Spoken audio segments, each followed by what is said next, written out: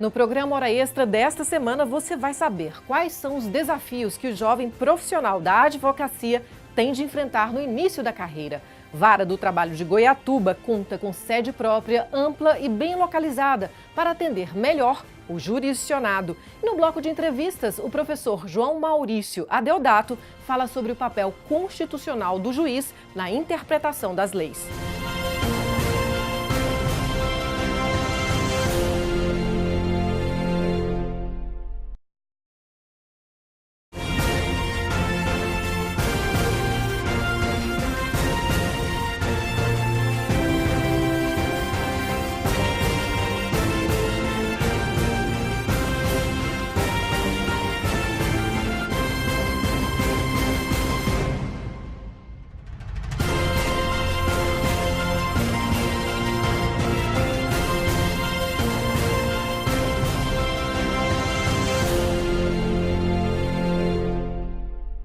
Está começando mais um programa Hora Extra e nesta edição você vai saber quais são os desafios que o jovem profissional da advocacia tem de enfrentar no início da carreira.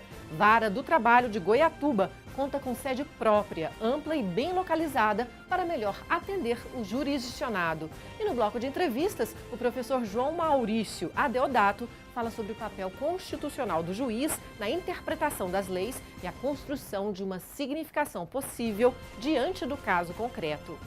Hora Extra está começando agora.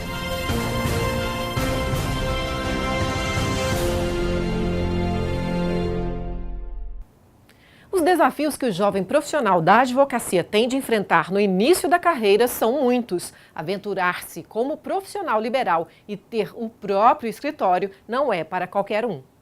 O brilho nos olhos e a empolgação ao falar sobre a advocacia são características que marcam a personalidade do jovem advogado John Lennon do Nascimento. Acostumado a encarar desafios, ele chegou em Goiânia vindo do Maranhão há 8 anos. Fez faculdade por aqui e, após ter tido experiências em escritórios e grandes empresas, ele decidiu, queria ter o próprio local de trabalho. Bom, eu trabalhei como advogado empregado em algum escritório, também estagiei durante um tempo na faculdade e trabalhando como advogado no escritório, durante uns 2, quase 3 anos agora, eu já tinha uma carteira de clientes particulares formada. E dentro do escritório eu percebi que eu não tinha tanto tempo assim para dar atenção para os meus clientes, porque a jornada que eu trabalhava era como advogado exclusivo do escritório. Eu juntei essa necessidade com a vontade de empreender, de ter meu próprio negócio e resolvi assumir uma sociedade junto com meu amigo Renato e deu super certo. Diante disso, a gente juntou as carteiras de clientes que já existiam e montamos nosso escritório, que se chama Lennon & Ribeiro, e estamos aqui no mercado. O espírito empreendedor fez com que John logo reconhecesse que era preciso ter uma boa visão de mercado. Além de perceber que o melhor caminho seria se especializar, ele foi além e, com menos de 6 meses de escritório, já definiu qual será a aposta dos sócios. Bom, uma área que a gente está apostando e é relativamente nova no mercado goiano é a área do direito médico.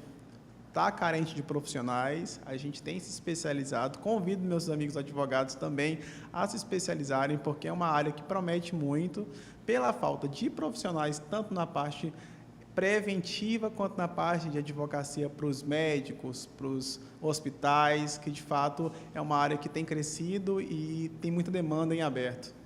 Mas os desafios não param e o jovem advogado sabe que para colocar os planos em prática e alcançar o sucesso, alguns obstáculos devem ser ultrapassados.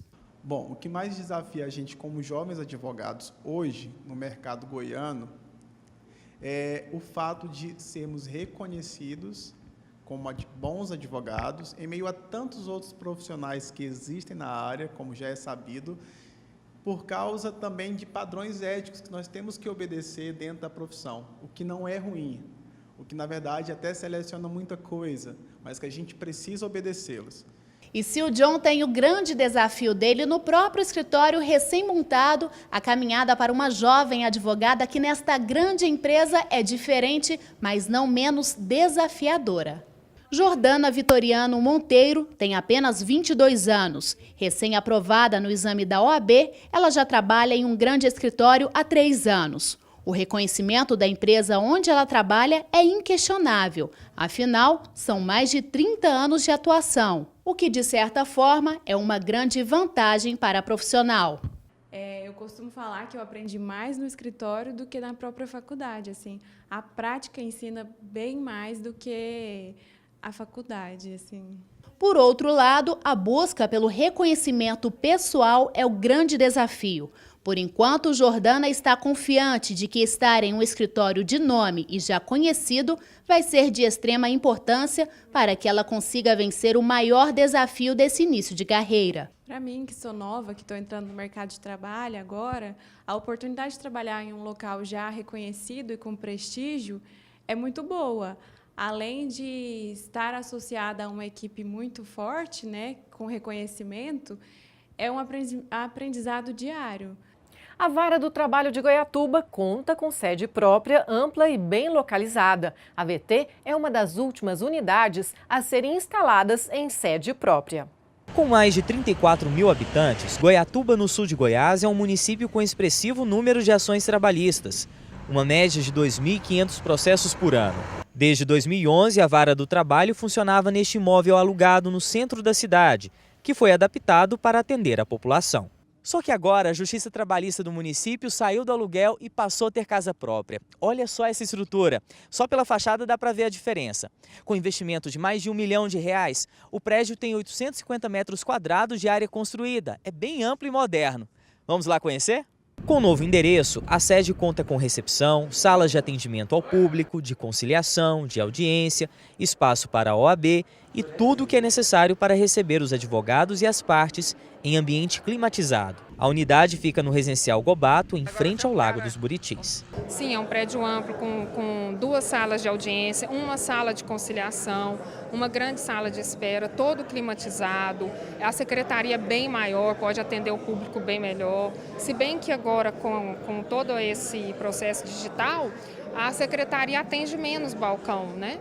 Mas do jeito que está, se precisar de um atendimento de balcão, será um atendimento muito melhor, muito mais eficiente, prestado com mais atenção, com mais funcionalidade. Além de Goiatuba, a Vara do Trabalho atende as cidades de Aloândia, Buriti Alegre, Edéia, Edealina, Joviânia, Panamá, Pontalina e Vicentinópolis. Para comemorar mais essa conquista, o presidente do TRT-18, desembargador Platão Teixeira Filho, o vice-presidente Paulo Pimenta e diversas autoridades participaram do descerramento da placa de inauguração.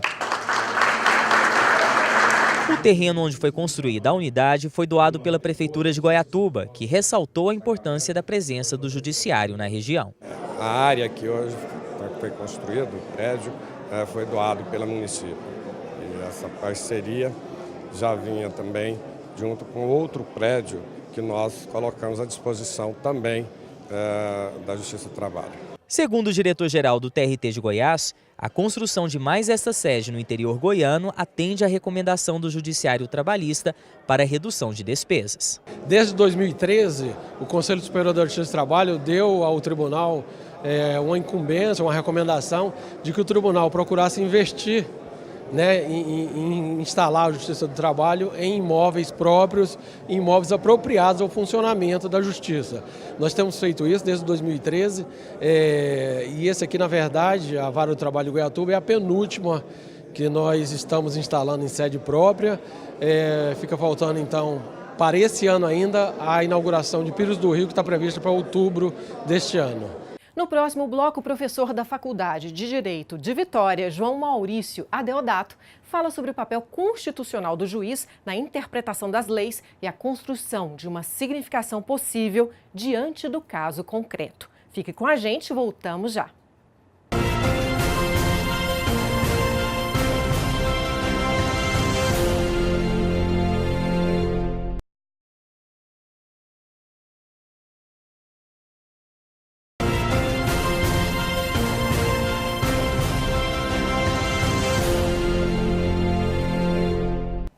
O direito é um dos fenômenos mais notáveis da vida humana e fundamental para a democracia.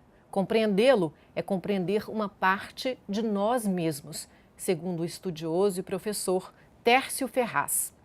No programa de hoje, nós vamos conversar com o professor João Maurício Adeodato, doutor em Direito pela USP e também pós-doutor pela Universidade de Mainz, na Alemanha. Um grande estudioso da filosofia do direito e da hermenêutica jurídica. Seja muito bem-vindo aqui à Hora Extra, professor. Muito obrigado. É um prazer estar aqui. Professor, o senhor falou em um curso ministrado aqui no TRT de Goiás sobre o papel constitucional do juiz na interpretação das leis e a construção de uma significação possível diante do caso concreto. O senhor poderia falar um pouquinho sobre isso? O juiz é um dos intérpretes privilegiados das leis, não é? Na verdade, todos nós interpretamos as leis de alguma maneira. O juiz, porém, é o intérprete por excelência no Estado Democrático de Direito. E o Poder Judiciário diz a última palavra sobre a hermenêutica vitoriosa na compreensão dos textos legais. Como estabelecer um meio termo, entre a teoria que diz que o texto da norma jurídica nada significa e, por outro lado, a tese de que há um único entendimento verdadeiro do texto para aplicação diante de um conflito concreto? Essas são duas posições extremas. E essa sua pergunta é justamente o maior problema da hermenêutica jurídica. Os estudos modernos mostram que realmente é impossível querer que um texto seja portador de um único sentido correto, porque a polissemia da linguagem é um fenômeno ineludível, intransponível. Mas, por outro lado, há um excesso de irracionalismo nessa corrente chamada de ativismo judicial, que diz que o intérprete do texto pode entender o texto do jeito que ele quiser. Mas, infelizmente, sabe, Fabíola, o que alguns casos têm mostrado no Brasil é que parece que essa segunda tese tem muita razão. Você viu, por exemplo, no impeachment da presidente Dilma, a Constituição diz claramente que ela tem que passar 8 anos sem direitos políticos, independente de avaliações morais sobre o que aconteceu. E nós vimos aí que o que foi decidido pelo sistema é que ela continua com os direitos políticos. Ou seja, em afronta à Constituição. Em afronta à literalidade da Constituição. Né? Não há muito espaço hermenêutico. Houve impeachment, 8 anos sem direitos políticos. E o que a gente viu foi que isso não aconteceu. E por que no Brasil, na opinião do senhor, é tão fácil afrontar a Constituição? Ela está ameaçada de tantas decisões antagônicas de nossas instituições jurídicas? A hermenêutica prescinde de uma Constituição forte e coesa? Não, pelo contrário, a Constituição é justamente uma tentativa de, vamos dizer assim, amarrar melhor essas 1000 possibilidades de interpretação de um texto. Eu acho que o que falta no Brasil é um controle público da linguagem, sabe? São instituições fortes que impossibilitem a um magistrado, a um senador ou a qualquer intérprete privilegiado do texto constitucional de decidir do jeito que ele quer, não é? É preciso que, mesmo sabendo da impossibilidade de o texto ter um sentido único, mas que ele tenha pelo menos algum sentido que o controle público da linguagem possibilita. A doutrina, a associação dos advogados, mas não apenas, toda a população, a associação dos motoristas de ônibus, dos jornalistas, todas essas pessoas formam esse conglomerado que nós chamamos a opinião pública e são essas instituições que podem controlar esse excesso de vagueza e ambiguidade do texto. Nesse sentido, a opinião do senhor sobre as recentes decisões do Supremo? Pois é, eu acho que é um tribunal que corresponde a um país subdesenvolvido. É um tribunal subdesenvolvido em um país subdesenvolvido. Do mesmo jeito que nós temos uma Câmara de Deputados subdesenvolvida, um Senado subdesenvolvido, nós temos o Supremo subdesenvolvido. Esse casuísmo sem controle, o voluntarismo de cada juiz e aquelas afrontas, inclusive pessoais, acusações de crime que nós já vimos um ministro imputar ao outro, isso realmente é um absurdo que não combina com a democracia. É uma vergonha.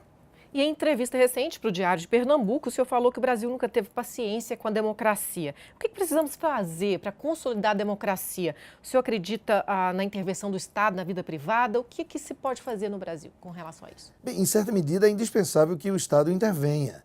Mas esse meu comentário dessa entrevista foi um comentário baseado em fatos históricos. Inclusive, eu faço uma análise desde o tempo do Império, né?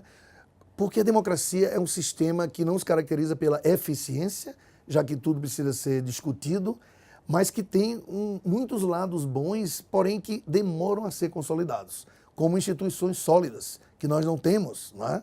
Então, o que a gente vê, quando o Brasil está, vamos dizer, engatando num processo democrático, se nós tivéssemos tido paciência, sei lá, teve o golpe de Getúlio, teve o golpe militar, né?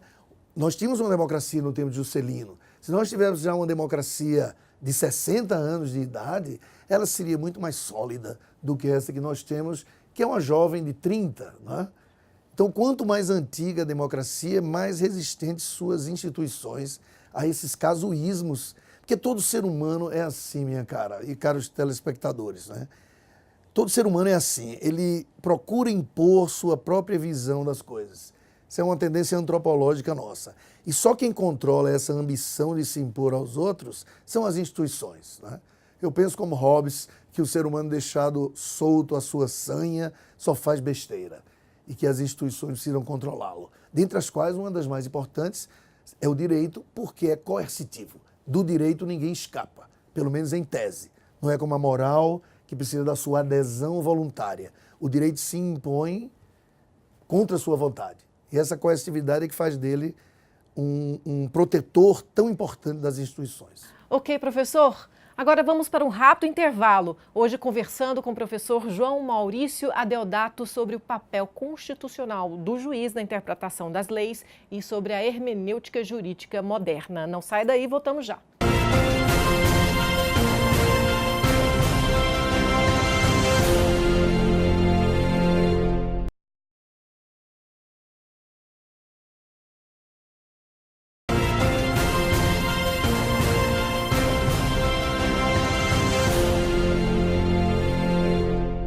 Hora Extra está de volta. Hoje estamos conversando com o professor João Maurício Adeodato, grande estudioso da hermenêutica jurídica e da filosofia do direito. Professor, qual a diferença entre fundamentação e argumento? Pois é, o argumento, vamos dizer, é a expressão da fundamentação. O argumento é a forma e a fundamentação seria o conteúdo, porque todo argumento precisa ser fundamentado. Se você faz uma afirmação sem fundamentação, a doutrina tradicional da retórica não considera isso um argumento. O bom julgador, ele tem que ser entendedor dessa teoria geral do direito, da fundamentação e da argumentação para julgar bem? Vamos dizer que ele seria um melhor julgador se ele conhecesse isso, sem dúvida nenhuma. Mas, infelizmente, os estudos retóricos foram afastados das faculdades de direito há pouco mais de um século. E, embora isso tenha acontecido de uma maneira total no mundo ocidental, eu diria que ela está voltando e os estudos da teoria da argumentação de uns 30 anos para cá estão ganhando nova força. O senhor chegou a mencionar sobre o ativismo judicial, mas eu gostaria que o senhor aprofundasse um pouquinho, né? O que o senhor tem a dizer sobre o ativismo judicial no Brasil? A teoria da separação dos poderes está ultrapassada? Bem, do jeito que ela foi colocada por Montesquieu, está sim. Daí começou-se a se falar em controle harmônico, independência harmônica. Certamente, a separação de poderes é um texto normativo importante da nossa Constituição, é uma de nossas cláusulas pétreas, mas ela também, em si mesma, não quer dizer muita coisa. É preciso concretizar o que quer dizer separação de poderes. E, certamente, esse texto está sendo, vamos dizer, ofendido pela situação atual do Brasil, porque os ministros do Supremo estão legislando em todos os sentidos. Professor, sob o ponto de vista que qualquer decisão no Brasil cola nesse sentido, né? O senhor acredita que a lei da reforma trabalhista vai colar, mesmo havendo várias regras que afrontam a Constituição? Pois é, isso é um problema que vai depender dos concretizadores, ou seja, dos magistrados, sobretudo os magistrados do trabalho. Algumas coisas vão chegar ao TST e talvez cheguem ao Supremo Tribunal Federal. Né? Mas nós temos que entender que o poder é, como a Hannah Arendt diz, uma mercadoria escassa. Quer dizer, ninguém toma poder de ninguém. Você só toma aquele poder, você só o assume quando o outro lado não desempenha o seu papel. Então, o que nós vemos no Brasil é isso. Há questões cruciais que precisam ser definidas e o nosso legislativo simplesmente não define. Ele não trata da questão do feto meroencefálico, da união homoafetiva, até greve de funcionários públicos, minha cara Fabiola, foi deixado nas mãos do Supremo. Então não entenda que eu esteja nesse sentido falando mal do Supremo, porque o Supremo tem que decidir se o Legislativo não decide. A função de estabelecer regras gerais é do Poder Legislativo. Mas se não há Legislativo, alguém tem que decidir. E nesse caso o Supremo está num profundo ativismo. E também os juízes de segunda e de primeira instâncias até. Certo. E no caso, a nossa Constituição, ela pode ajudar o juiz do trabalho nesse processo de conformação das novas regras com os casos concretos? Sim, claro. Isso vai depender justamente dessa construção paulatina do texto constitucional. Porque a reforma trabalhista, ela deve ser interpretada à luz da Constituição. Então, se o magistrado fizer essa fundamentação, essa argumentação de forma correta, é bem possível que eventuais arestas sejam aparadas, porque a Constituição é o texto magno que deve prevalecer sobre os textos da reforma trabalhista. Professor, e o que prevalece na hermenêutica moderna hoje? Pois é, essa ideia de que o texto, isso eu acho que é uma afirmação intransponível na hermenêutica contemporânea, que o texto não é o portador de um sentido correto da norma. Isso nas sociedades complexas é intransponível, como eu disse. Então você não pode dizer que aquele texto tem a interpretação X só porque você acha que essa é a interpretação correta. Vai ser a concorrência das diferentes interpretações, que eu chamo controle público da linguagem, que vai determinar qual é o sentido correto. Só que o nosso problema é que nós não temos instituições para fazer isso. Então, pessoas voluntaristas, como os ministros do Supremo, ou mesmo os ministros do STJ, do TST, ou qualquer juiz de primeira ou segunda instância, não são abalizados para fazer essa concretização. Isso tem que ser uma tarefa pública, coletiva, à luz dos princípios democráticos e do texto constitucional. Nesse sentido, por exemplo, a imposição da reforma trabalhista sem ouvir a sociedade vai de encontro, né, ao contrário dessa posição da hermenêutica moderna. Sem dúvida, mas é que eu digo do problema que nós temos aqui no nosso país, né? Afinal, os legisladores que votaram essa reforma são autoridades legitimamente constituídas para fazê-lo. Então, se eles contrariam o que nós queremos, nós não estamos nos fazendo representar devidamente. E isso é um problema das sociedades subdesenvolvidas, né? A própria classe média esclarecida esqueceu já em quem votou e vota por motivos também voluntaristas. É aquilo que eu falei, veja, sem nenhuma crítica. É um país subdesenvolvido, com instituições subdesenvolvidas, deputados subdesenvolvidos e por aí vai. Isso, a gente tem um longo caminho a percorrer, sabe, minha cara? E mas há esperança para o Brasil? Sim, sem dúvida. Eu acho que a democracia só precisa de paciência. Uma democracia de 30 anos é muito jovem. Não pode funcionar. Tem que ter paciência. Aí já estão aí os ignorantes falando em voltar à ditadura militar. Puxa, coitados, não sabem o que houve na ditadura. Que eu mesmo era jovem demais, mas muitas pessoas dos meus círculos de amizade da minha família sentiram demais. Nós temos que ter paciência com a democracia. Toda democracia jovem é assim, corrupta, maus deputados, maus senadores, maus juízes. Isso vai se aprimorar com o tempo. Eu sei que a paciência é uma virtude difícil, a vida humana é muito curta, não é? Mas pense, a minha vida é muito pior, né? Que eu era jovem na ditadura e agora sou maduro, quase velho, nessa democracia de péssima qualidade que nós temos no Brasil. Mas pelo menos nós temos uma democracia. Esse é um grande começo. Muito bom, professor. E no mundo das ideias, uma última pergunta. Como se situa a interpretação dos fatos? É possível chegar à verdade ou não há certo ou errado em termos de interpretação jurídica? Veja, cada ser humano tende, como nós dizemos, a ser dono da verdade. Isso é uma característica antropológica nossa. Por isso mesmo que a argumentação e a verdade se opõem pelo vértice. No direito, que, ao meu ver, é o terreno da argumentação, não cabe falar em verdade. Porque verdade é uma afirmação que não admite contestação, ou seja, não precisa de argumentação.